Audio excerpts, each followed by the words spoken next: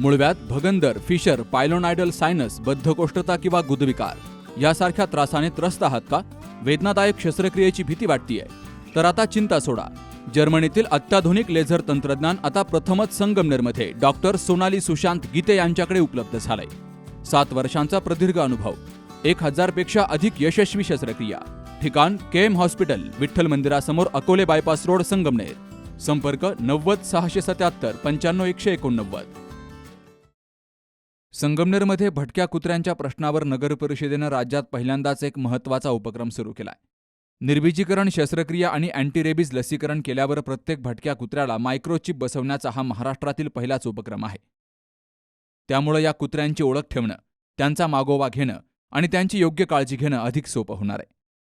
संगमनेर शहरातील भटक्या कुत्र्यांची संख्या नियंत्रणात ठेवणं, रेबीजचा धोका कमी करणं आणि नागरिकांना सुरक्षित वातावरण मिळावं या उद्देशानं संगमनेर नगर परिषदेनं ही योजना सुरू केली आहे. यामध्ये प्राण्यांची काळजी आणि नागरिकांची सुरक्षा या दोनही गोष्टींना समान महत्त्व दिलं गेलंय, अशी माहिती मुख्याधिकारी दयानंद गोरे यांनी दिली आहे.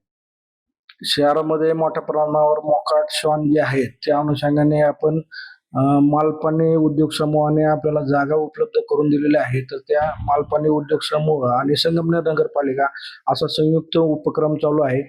त्यांनी जे जागा उपलब्ध करून देऊन त्या जागेमध्ये जे आपल्याला पिंजरे करून दिलेले आहे त्यामध्ये नगरपालिकेमार्फत एक एजन्सी नियुक्त करून जे मोकाट श्वान आपण शहरामध्ये आहेत ते आपण तिथं पकडतोय. त्यांचं निर्बीजीकरण तसेच रेबीजच्या अनुषंगाने त्यांचं आपण लसीकरण करतोय आणि ते झाल्यानंतर त्या भागामध्ये आपण ते पुन्हा जिथून उचलले त्या भागामध्ये त्यांना व्यवस्थित आपण सोडतोय, जेणेकरून त्यांच्या लोकसंख्या वाढीवर नियंत्रण राहावं याकरिता आपल्याला आपण तो युद्ध पातळीवर हा आपण घेतलेला आहे. दर आठवड्याला किमान आपण 60 ते 70 श्वानांच्या आपण या शस्त्रक्रिया करत आहोत आणि नाविन्यपूर्ण असा उपक्रम म्हणजे आपण त्यांना एक चिप बसवत आहोत. त्या श्वानांच्या मानेवर आपण एक चिप बसवत आहोत, जेणेकरून भविष्यात आपल्याला तो श्वान पकडल्यानंतर आपल्या लक्षात येईल की त्याचं आपल्याला निर्बीजीकरण आपण किती तारखेला केलेलं आहे, त्याचं रेबीजचं लसीकरण झालंय का नाही, हा डाटा आपल्याला तो लक्षात येईल.